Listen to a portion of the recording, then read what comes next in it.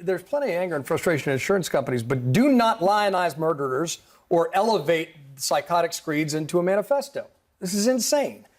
Don't make a folk hero out of this cat. Establishment media figures on CNN are shook as a result of the response to the slaying of Brian Thompson, the former CEO of United Healthcare. Notice the lower third chyron. Suspect pushed anti-capitalist views. Hilarious. Hilarious. Apparently, anybody who has a problem with our for-profit insurance system that kills 68,000 Americans a year is somehow pushing anti-capitalist views, according to CNN or whoever wrote that. Are you sure? Are you sure you want to go in that direction? Because that's going to be a lot of people that are apparently raging communists in your view. Okay. Pink-haired communist. Okay. Now, second of all, it's a insane screed, right? Really? Why don't we take a look at that? Okay. Because remember, here's the thing. CNN and all these different media outlets actually have never released a manifesto. Yeah, I know. Now, it turns out that Ken Klippenstein over at his Substack did. And so I'm going to read some of this. He said, the reality is these indecipherable have simply gotten too powerful, and they continue to abuse our country for immense profit because the American public has allowed them to get away with it. Obviously, the problem is more complex, but I do not have space, and frankly, I do not pretend to be the most qualified person to lay out the full argument.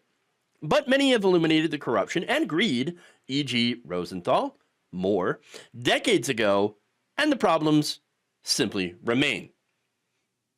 So that's directly from the manifesto. The unhinged greed, huh? That really actually sounds pretty spot on. Okay. Now, who's Moore and Rosenthal, by the way? That would likely be Michael Moore, okay? Who's a filmmaker who made Sicko. Sicko talked about the profit-seeking focus of the healthcare industry and what effect it has had on Americans, which is not good. It's had an incredibly detrimental effect on Americans. As I mentioned, we're the only country in the developed world that has medical bankruptcies. 68,000 Americans die every year because of lack of health insurance, okay? Lack of health care. So, yeah, pretty disastrous effect. Rosenthal could mean Amy Rosenthal, who advocates for health care for everyone. So when you think about that, when you read the words and you know, you look at the issues here, it doesn't exactly sound unhinged. Sounds like he's kind of nailing it on the head, the problems that we have. That's not an excuse of his actions, obviously. But his problems with the system are actually quite cogent and are well known to anyone who has ever had to deal with it. That said, this is part of the effort to try to downplay the actual cogent arguments that he laid out, okay? And Avalon, by the way, further goes into it, and then Scott Jennings is going to come in with an even dumber take.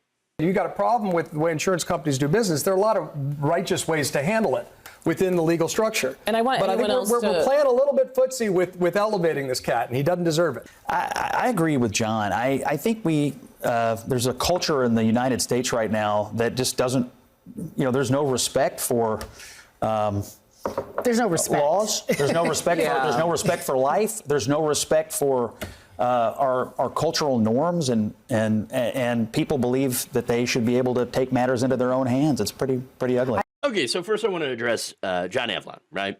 And he says, well, look, there's a lot of righteous ways to handle it within the legal structure, right? Okay, but name one. One way at all. One way at all that actually accomplishes something. So, look, you really can't, okay? If there was a way, then there's a good chance we'd have it by now. Why do I say that? It's because a majority of Americans support universal health care, okay? when you ask Americans, like, do you like the system as it is? Do you want universal health care? They're like, yeah, obviously. And so when it comes to the legal structure, they control the insurance giants and the politicians that are on the payroll. They control all of the legal structures to ensure that Americans don't get health care, because it disrupts these insurance companies and hospitals' profit flows. Okay. Look, getting back to the polling here. In 2020, 77% of Democrats either strongly or somewhat favored Medicare for all. They also overwhelmingly support a public option. And this is a majority of Democrats as well as independents. Okay. The only ones who don't in clear majorities are Republicans. And yet the candidates, by the way, that pushed Medicare for all in 2016 and 2020, in fact, one candidate really reliably pushed it. He was crushed by a flood of health insurance industry money. Okay.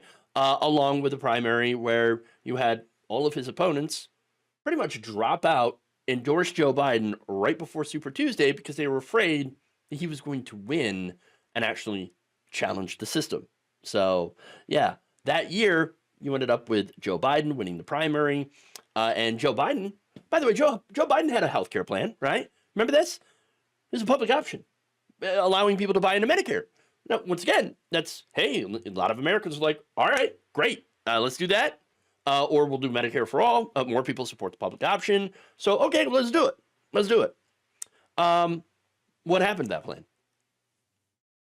After he won the presidency, the public option talk just disappeared.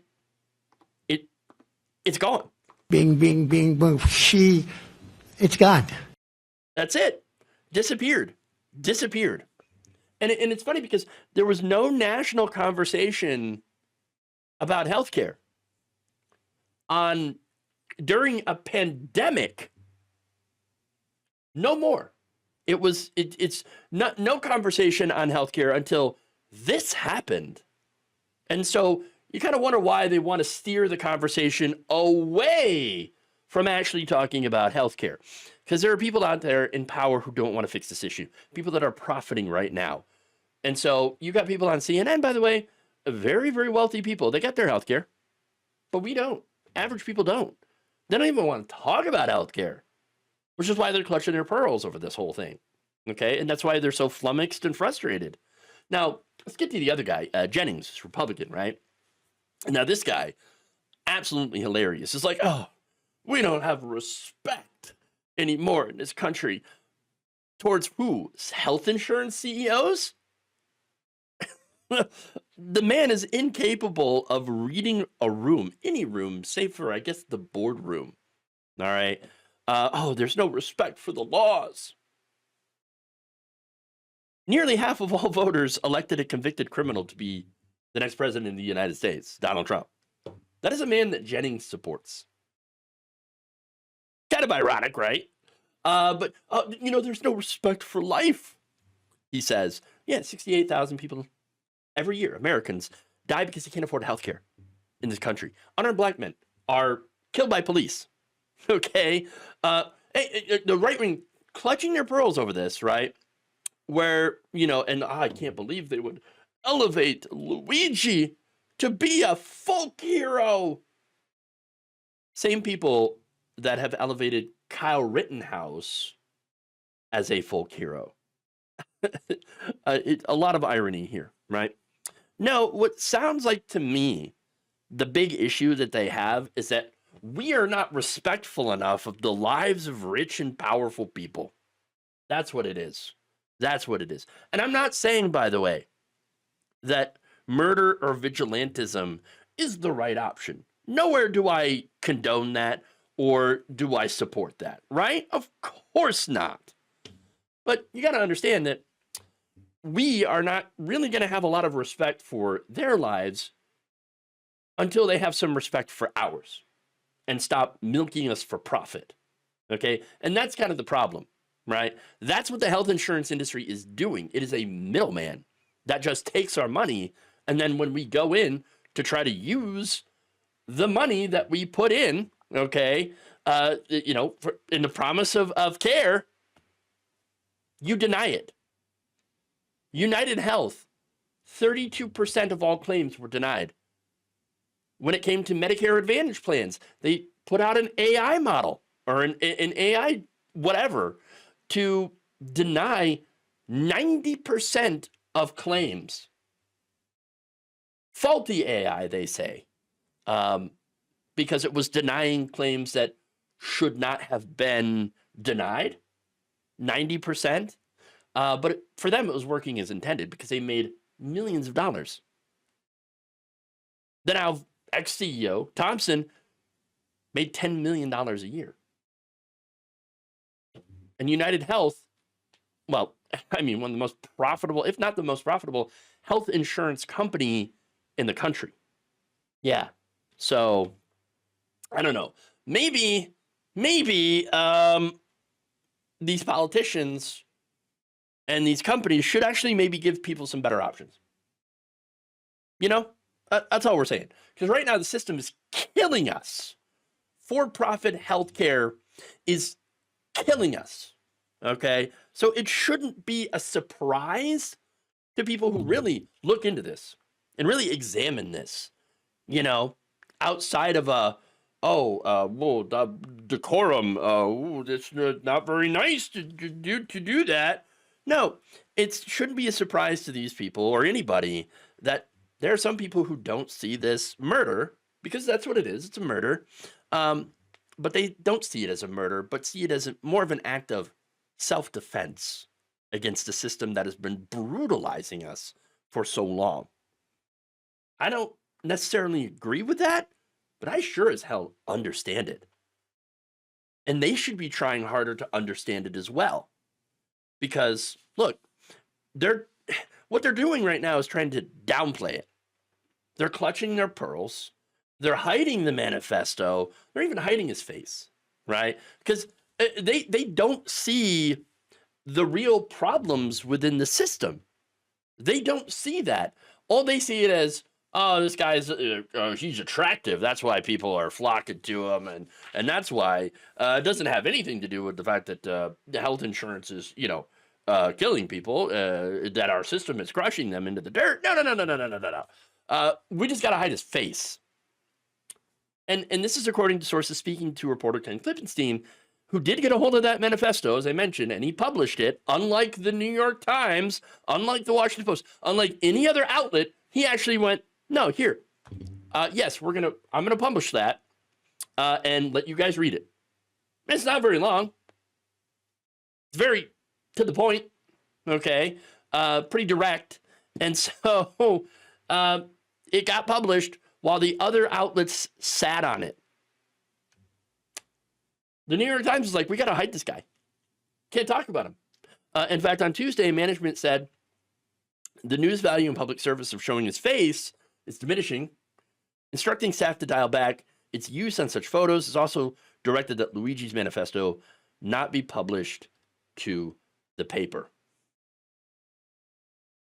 In fact, that's a chat there. Once again, you can find all of this on Ken Klippenstein's Substack. I'll have the link in the description here. But the Times justification is that the photographs and the words might have the effect of amplifying the crime and inspiring others. According to Klippenstein, the other arguably bigger reason that the media shies away from disclosure is its fear of antagonizing the sources, law enforcement sources, that it relies on for scoops. Quote, my source asked last night that we not publish the whole thing, said reporter Nandy Newman in the Times chat. So this is the problem with mainstream media, okay? Not only are they selectively deciding which things to publish, all right? But you can see that they have the bias here of making sure not to publish anything that could break decorum. How dare you say that these, this murderer made salient points against corporate America, against wealth and power? No. We at CNN, we at the New York Times, we're the defenders of wealth and power. We're the defenders of corporate power, of corporate America. Yes, We know. That's been very clear. And that's why people are starting to tune you out. This guy's not ready. He's way too soft. He's going to get annihilated on the inside, and good. If he's not going to get the death penalty, maybe someone will do him justice behind bars. That's all I have to say about that. You should stop there. On Monday, Fox host Jesse Waters made that statement about Luigi Mangione, the man accused of murdering United Healthcare CEO Brian Thompson. So first off, I got to say, hoping somebody gets off in prison. Wow. Same people clutching their pearls about decorum. Interesting. However, the more important point here of showing that video is that for the moment, it does not appear that any of the other inmates really share that sentiment expressed by Mr. Waters. Luigi's conditions suck! Free Luigi!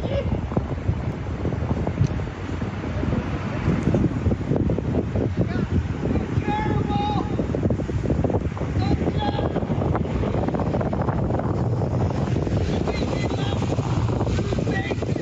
And there it is. So Ashley Banfield went on to ask some questions of the actual people in the prison who were watching News Nation and then yelling answers at a reporter outside, which is great. One of the questions she asked if they had their sights on Luigi, in which they answered no. She then had added that, hey, this is the strangest interview I've ever conducted. Yeah, indeed. Strangely enough, this is probably the only time that somebody on cable news has ever cared about prison conditions.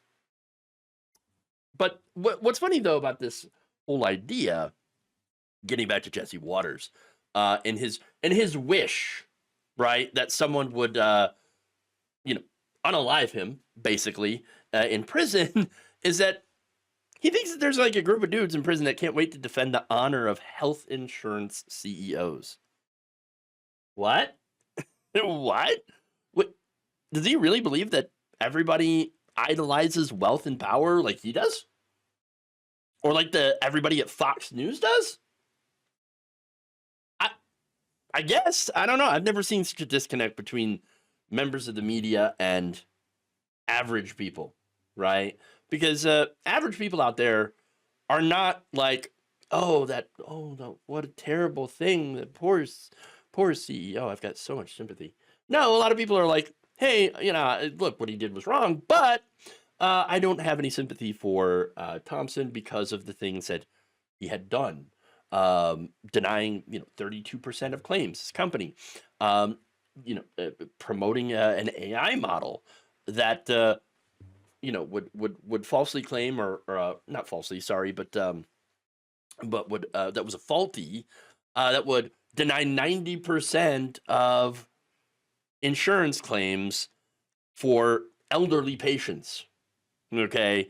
And I say faulty because the vast majority of those claims were legitimate claims that they automatically denied.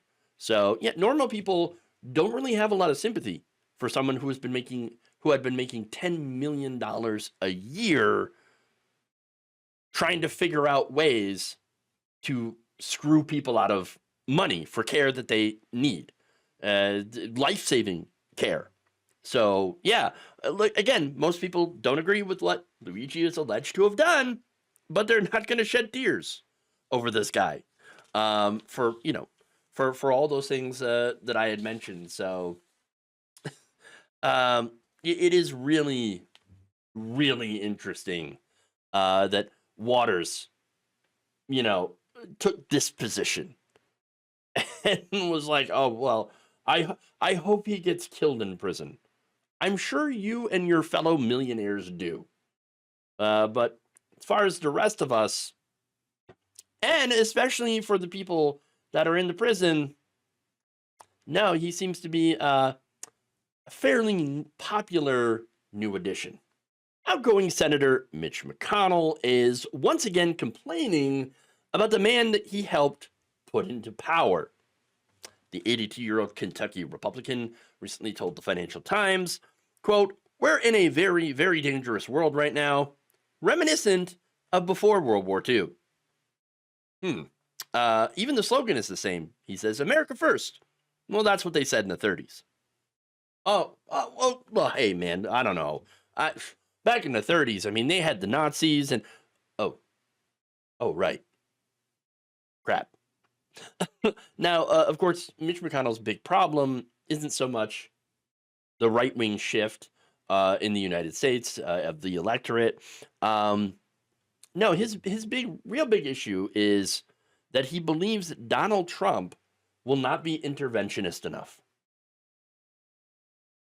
Because, he had called for the U.S. to stop sending money to Ukraine, that Trump. Now, he says, quote, this is McConnell, the cost of deterrence is considerably less than the cost of war. To most American voters, I think the simple answer is, let's stay out of it. That was the argument made in the 30s, and that just won't work. Thanks to former President Ronald Reagan, we know it does work. Not just saying peace through strength, but demonstrating it. Oh, okay, yeah. Yeah, Ronald Reagan with the Iran-Contras, that Ronald Reagan, which, overthrowing the democratically elected government of Iran, and now they have a fundamentalist government. That Ronald, are you sure? You sure that was a good idea? Because it seems like a really terrible idea. Now, look, here's the thing. I don't think that the United States should be playing world's policeman. I really don't, okay? I do believe in using diplomacy to solve problems. I don't think we should completely withdraw from the world stage, but I think that we should stop automatically using our military might to get our own way, okay?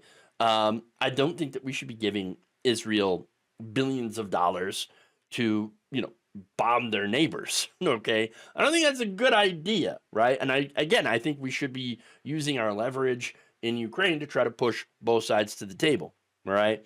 To end the invasion of Ukraine and, stand against Russian aggression, imperialism, etc. That said, I do not believe that Trump is going to do better. I don't think he's going to really keep us out of wars. Okay. Now, I think the reason that Trump likes Russia is because he looks up to dictators. All right. He likes strongmen, especially if those strongmen are nice to him. And I don't think that Trump's a fan of democracy or the Constitution. I've been very clear on that. But that said, this segment's really not about just criticizing Donald Trump here. No, it's actually criticizing Mitch McConnell, who helped create Trump in the first place. Okay? And look, the senator told the Times that he had voted for Trump in November. And of course, I already talked about when he had endorsed Donald Trump. Not only did he do both of those things, but remember, he had also protected Trump from being impeached. All right? If Trump had been successfully impeached, then he would not have been able to run again in 2024, and we wouldn't have Trump coming back into power. So, I mean, yeah, you broke it. Okay, this is your fault too, along with the rest of the Republican Party, and of course, Democrats also share some blame too for not running a better candidate, for not running a better campaign, and for allowing Biden to stay in for so long, not having a primary process. I mean, you could go on, but anyway. Now, McConnell talked to the publication and basically answered when asked if he regrets not doing more to stop Trump, quote, "The election's over and we're moving on." Oh, okay, well, great. He has an enormous audience, and he just won a national election. So there's no question. He's the most influential Republican out there. And whose fault is that? Again, yours. And the Republican Party. They helped create the conditions for this man to take over. Okay? Which includes the work McConnell did to corrupt our political system with unlimited donor money.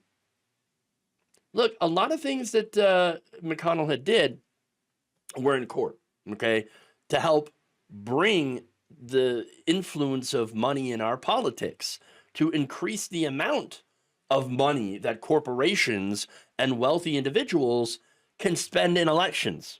Look, he had made oral arguments in favor of Citizens United, McCutcheon versus FEC, and before that, he had unsuccessfully sued the FEC. Remember, McConnell v. FEC, right? So all that's led to these disastrous Supreme Court rulings where you end up having more corporate and billionaire money in our elections. Mitch McConnell has actually been more of a danger to this country than Donald Trump, believe it or not. Again, creating the conditions that allowed for the billionaire and corporate takeover of this country. That's it. Donald Trump's a greedy, fascistic POS, right? But he was able to take advantage of what Mitch McConnell had built, an establishment that crushes everyday people while enriching massive corporations and the super rich. Because of people like Mitch McConnell, the American electorate has been exposed to massive amounts of billionaire-funded propaganda disseminated through television, specifically TV ads, okay? And so, I mean, look at Democratic primaries, right? Look at who's spending the most in Democratic primaries. You have Democratic majority for Israel, spending lots and lots of millions of dollars, okay, in Democratic primaries to unseat progressives. Okay? These groups are funded by right-wing billionaires, okay? Right-wing groups. And so you look at these primaries and you look at the amount of ad spending that happens. That is a direct result of Mitch McConnell. That money and those groups exist to smother any progressive movement inside the Democratic Party. Smother it with just, a blanket of cash. And it's, again, thanks to Mitch McConnell. Because of Mitch McConnell, Elon Musk's super PAC was able to spend $250 million in independent expenditures to help elect Donald Trump, pushing dishonest ads on Palestine from both sides, saying that, Kamala Harris is not pro-Palestinian enough, and, Kamala Harris is not pro-Israeli enough. And again, all of those ads end up getting spent, or I should say all those dollars get spent on television ads, which enrich the cable companies who are doing propaganda. That is what Mitch McConnell created. So if you want to blame media, if you want to blame money in politics for Donald Trump, then this is your guy. This is who you should be blaming.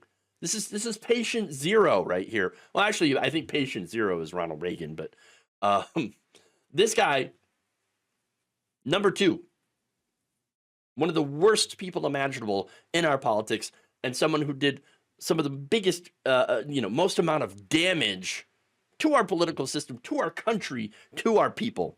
Donald Trump is his responsibility, is his creation, helped create him. So how dare Mitch McConnell complain about Donald Trump making a more dangerous world when everything that's happening has Mitch McConnell's fingerprints and stink all over it. Bad news for workers. Outgoing Senator Kyrsten Sinema and independent Joe Manchin turned up in Congress to hand Republicans control of the National Labor Relations Board. That's right. Manchinema joined Republicans in casting a deciding vote against a Democrat, Lauren McFerrin's appointment to a third term as chair of the board, meaning that Trump will, in 2026, have the ability to appoint new members. The NLRB membership currently consists of 3 Democrats, 1 Republican, and a vacant seat. With the blocking of McFerrin's reappointment, this will fall to 2 Democrats, 1 Republican, and 2 vacancies after December 16th. That means when President-elect Donald Trump takes office on January 20th, he will be able to immediately seat 2 Republican appointees, bringing the NLRB's composition to 3 Republicans and 2 Democrats. And then Trump will also be able to replace General Counsel Jennifer Abruzzo with a Republican appointee who is likely to be a pro-corporate ghoul. So that means bad news for working people. Not good. Because, look, when Republicans control the National Labor Relations Board, they generally use it to help companies. Okay? They pass, rules favorable to employers and unfavorable to employees.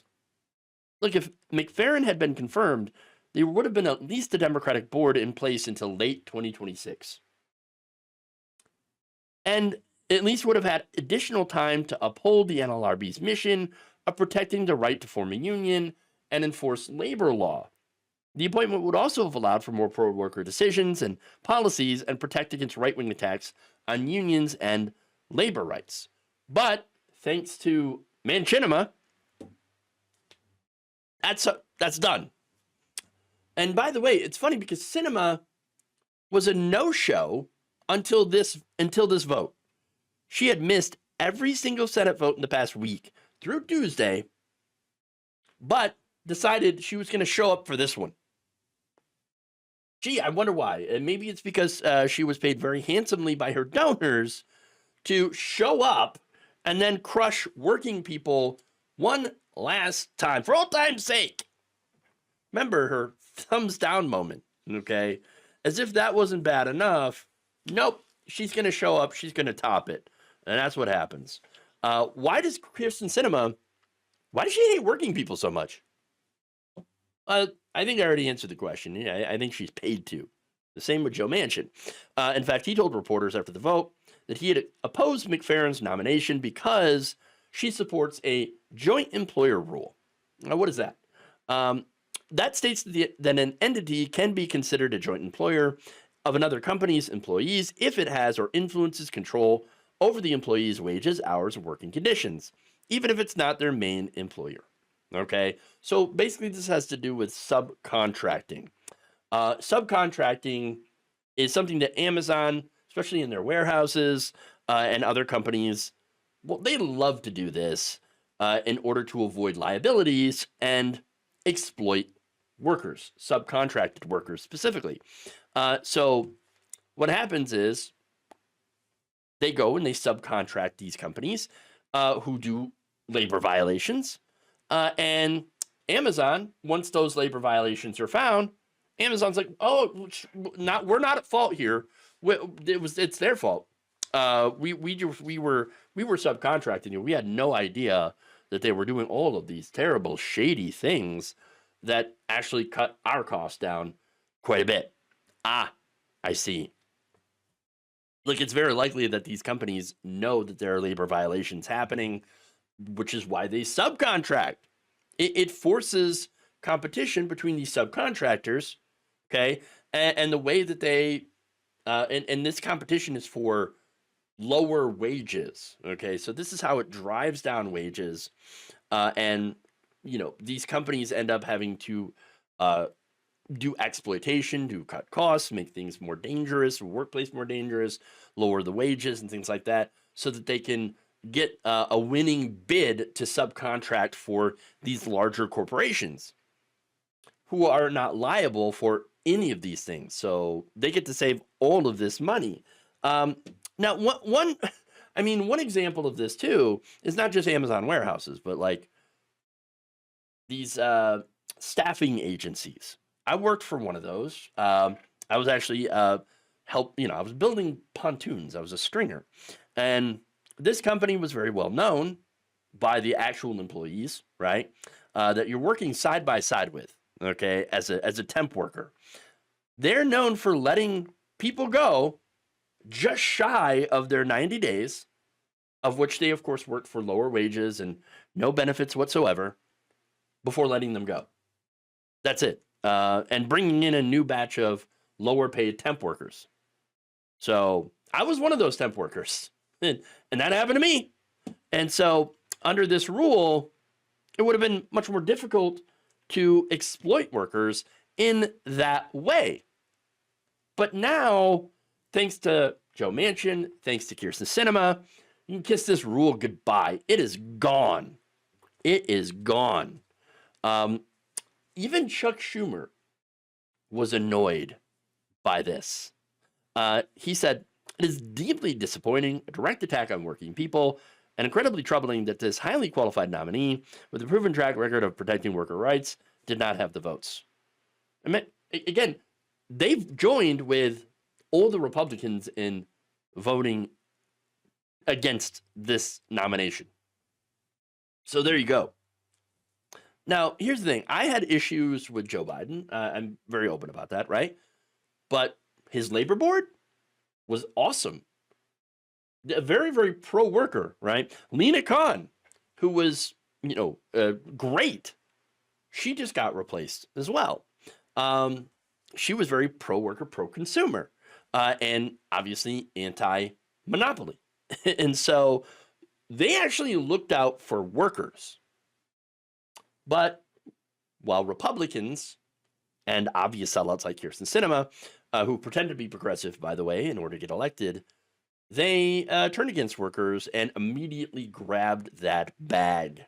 Her and Manchin sunk the minimum wage increase. They sunk Build Back Better, and now just helped Donald Trump to be able to sink working class people.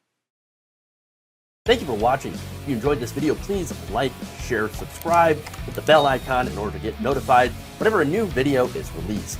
And if you want to support independent, progressive media through this difficult time where it seems like everybody is shutting down, you can become a member on our YouTube page, you can become a subscriber on Facebook, or you can go to my Patreon.